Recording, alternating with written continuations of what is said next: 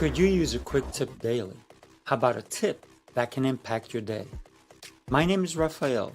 Join me as I bring you tips by experts around the world. These experts have shared their knowledge and wisdom with me and will directly share them with you.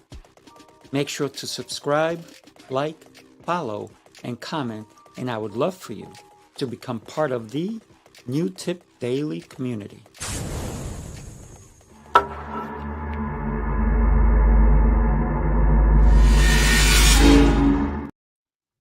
Good morning. Happy Thursday. I hope you're having an exceptional start to your day or wherever you are in the world, your evening, whatever it is that's happening around you. I want to talk to you today about interpretation. Most of us know what interpretation means, but I said, let me find out. Let me ask Google. And Google said interpretation is the act of explaining, reframing, or otherwise showing your understanding of something. A person who translates one language into another is called an interpreter because they're explaining what a person is saying to someone who does not understand. That's very interesting. My sister used to work for the UN as an interpreter for different languages. And if you speak more than one language, you understand that it does not always translate perfectly or with the full intent. You have to know both languages to be able to interpret what is said in this one to this one. Because what may be said in one language may be offensive in another. And so the interpreter needs to understand that if they don't understand it, some people are not going to be happy about what they hear. The same thing happens in a situation. You could be at a conference, you could be at somebody's giving a speech, and they could be, like I've always said, there could be 500, 1,000, 12,000 people in the room or in the space, and everybody walks away with a different understanding of what was said by that speaker, by that trainer. Here's the thing. If you look at the word interpretation, right? You have to internalize it and understand it for you. That's my feeling. So, in order to interpret, right?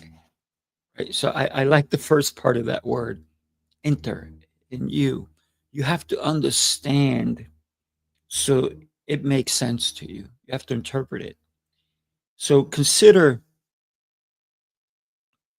listening intently. That's why, man, the words we use, the words that we hear, we need to pay attention when somebody's speaking. We need to understand what is meant. I love clarifying questions so that I can understand, I can interpret what you just said. If you and I are having a conversation and you have a manner of speaking, and maybe I have a manner of speaking, and we both want to understand one another, it is important for us to ask questions. Follow-up questions are simple. What did you mean by that? Can you clarify that? Can you expand on what you mean? And the more we ask these simple questions, the easier it is for us to interpret what was said, to understand it fully. We may walk away and still not understand what that person meant if we didn't ask enough questions, or if they were vague with their responses, if they didn't fully want you to get that. Maybe they're holding out. And that's a question that I can also ask is, I'm still not understanding. Are you holding out? And so that becomes a discussion where we can go deeper into what we're talking about. I think that to engage with a person and to understand them is to interpret what they fully mean. It's very interesting also when somebody reads a book, right? Let's say somebody reads a book, they pick up that book and they get one message from it. Somebody else picks up the same exact book and they get a different message from it. Some people, like I myself, I highlight, I take notes because I want to understand that concept that the author wrote.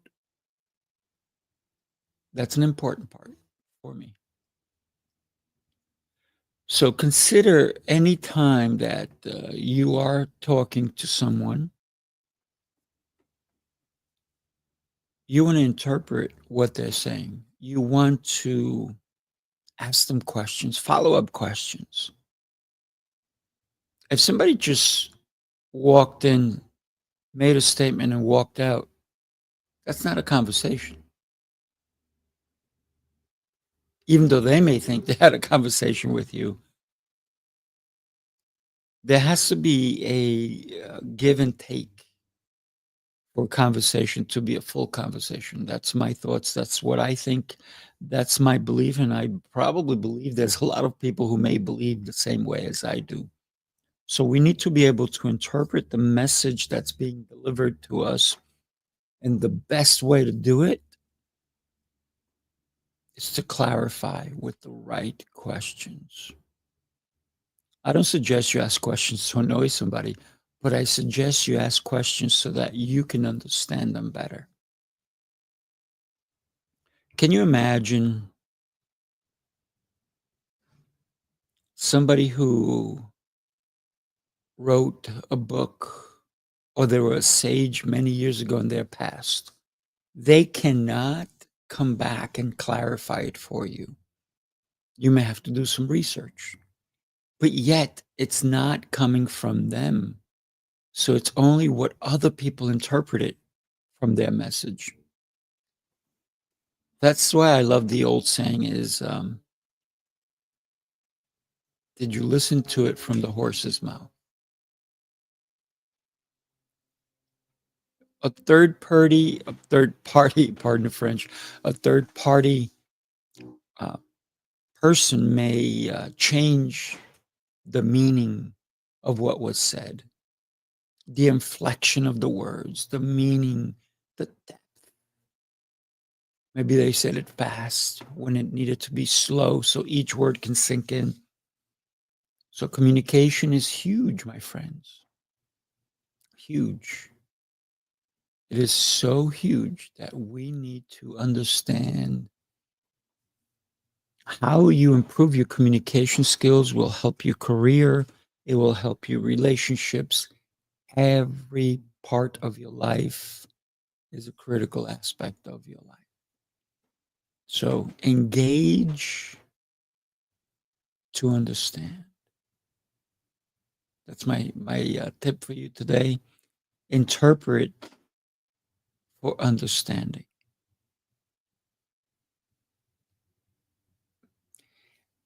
For someone who's an interpreter, they need to know the context of what is being said in order for them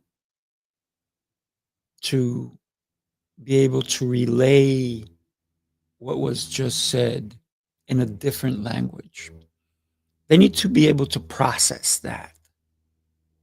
They can't just say blank, blank, blank, blank, blank, blank, and just say words without thought, because those words are not going to always come out correctly.